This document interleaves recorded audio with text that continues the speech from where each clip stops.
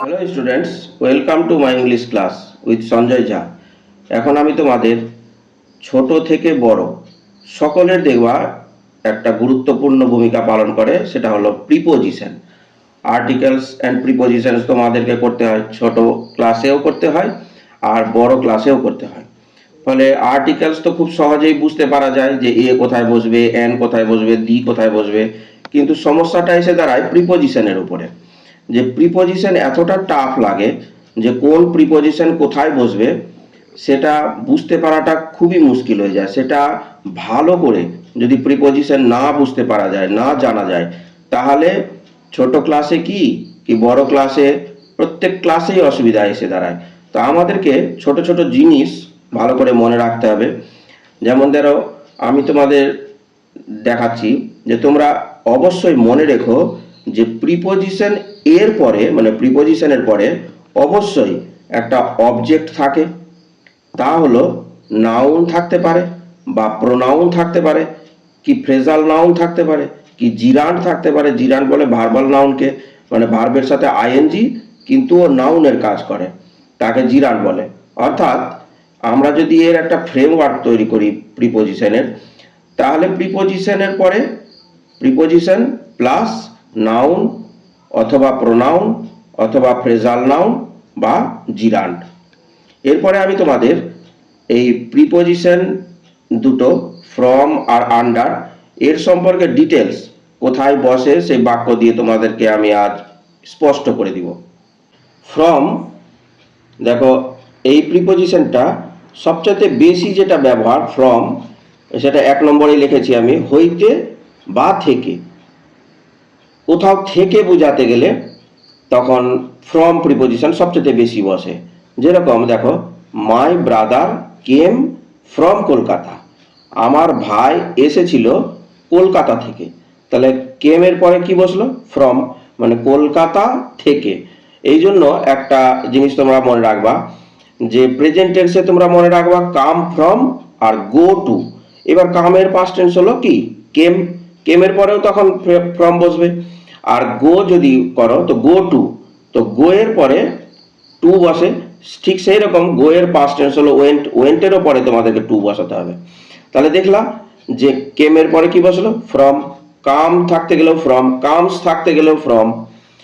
তারপরে আরেকটা সেন্টেন্স করেছি, দেখো, the river is a pleasant Outlook from the window. এই নদীটিকে দেখতে খুব সুন্দর লাগছে, মনোরম লাগছে। কোথা থেকে? ফ্রম দি উইন্ডো, জানালা থেকে। 2 নম্বরে দেখো, ফ্রম কারণ বা কষ্টে বোঝাতে, কোনো কষ্টে ভুগছে এরকম বোঝাতে ফ্রম বসে। যেমন দেখো, he was suffering from malaria, সে ম্যালেরিয়া রোগে ভুগছিল। তাহলে কোনো রোগের নাম যদি বোঝায় তখন তোমাদেরকে ফ্রম, মানে কষ্টে ভুগছে এইরকম, সাফারিং ফ্রম, এরকম মনে রাখবা। 3 নম্বর হচ্ছে অনুপস্থিত, মানে অ্যাবসেন্ট বোঝাচ্ছে, যে Habu was absent from the meeting. যদি স্কুল থাকে তাহলে Habu was absent from the school. এইরকম অ্যাবসেন্ট ফ্রম, সাফারিং ফ্রম। 4 নম্বর হচ্ছে আরোগ্য লাভ করা, মানে সুস্থ হওয়া কোথাও থেকে। যেমন দেখো, Simi has recovered from her illness, Simi সুস্থ হয়েছে তার অসুস্থ অবস্থা থেকে। তাহলে রিকভার্ড ফ্রম, রিকভার মানে হচ্ছে সুস্থ হওয়া, হ্যাজ আছে তাই রিকভারের পিপি আছে, এটা থার্ড ফর্ম ভার্বের, রিকভার্ড ফ্রম হার ইলনেস। এরপরে দেখো দাগ নম্বর 5, দুটি স্থানের মধ্যে দূরত্বের পার্থক্য যদি বোঝায় তখনও আবার ফ্রম বসে। যেমন this place is remote from the village, এই জায়গাটি গ্রাম থেকে অনেক দূরে। রিমোট মানে হচ্ছে দূরে, তাহলে রিমোট ফ্রম, তাহলে পার্থক্য বোঝাচ্ছে, যে দূরত্ব বোঝাচ্ছে। কোনো সময় থেকে কোনো কাজ শুরু বোঝাতে, যেরকম food will be served from 8 o'clock, তাহলে 8টা থেকে খাবারটা বিতরণ করা শুরু হবে, সার্ভ করবে। তাহলে একটা সময় বোঝাচ্ছে যে কোনো সময় থেকে কাজটা শুরু হবে। শুধু সময় বোঝাতে তোমাদেরকে ফর বসাতে হয় বেশিরভাগ সময়ে, কি বাই বসে, টাইম বোঝাতে। কিন্তু এই কোনো সময় থেকে যদি কাজটা শুরু হয় তখন তোমাদেরকে ফ্রম বসাতে হবে।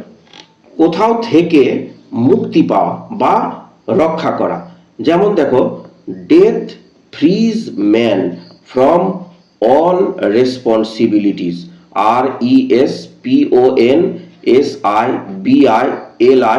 RESPONSIBILITIES, রেসপন্সিবিলিটিস কথাটার মানে হচ্ছে দায়িত্ব। তো মৃত্যু কি করে? সমস্ত দায়িত্ব থেকে মানুষকে মুক্তি দেয়। তাই ফ্রি ফ্রম কোথা থেকে মুক্তি দিচ্ছে? রেসপন্সিবিলিটিস, দায়িত্ব থেকে। ফ্রি এর পরে তোমরা ফ্রম বসাবা যদি কোথাও থেকে বোঝাতে। তারপরে সেভ ওয়াইল্ড অ্যানিমালস ফ্রম পোচার্স, রক্ষা করো বন্য পশুদের কি থেকে? ফ্রম পোচার্স, মানে পোচার মানে হচ্ছে চোরা শিকারী, চুরি করে যে যারা পশু শিকার করে তাকে পোচার বলে, POACHER। বহু বচন করেছি তাই পোচারের শেষে এস লাগানো আছে। বন্য ওয়াইল্ড অ্যানিমালস, বন্য প্রাণীদের সেভ করো পোচার্সদের থেকে। 8 নম্বরে দেখো কোথাও থেকে যাত্রা শুরু করা, মানে কোথাও থেকে যাওয়া শুরু করছে। We will start from Malda town in a couple of hours, এই 2 ঘন্টার মধ্যে আমরা মালদা টাউন থেকে যাত্রা শুরু করব, মানে যেতে শুরু করব। তাহলে স্টার্ট ফ্রম।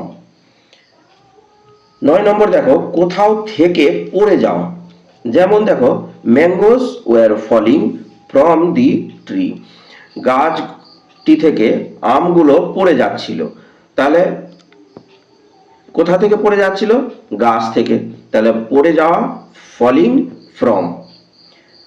10 নম্বর দেখো কোনো নির্দিষ্ট সময়ে কিছু শুরু হয়েছে বোঝাতে, যেমন দেখো ফ্রম মানডে, কি ফ্রম 2005, কি ফ্রম 7 AM to 10 AM, এইরকম।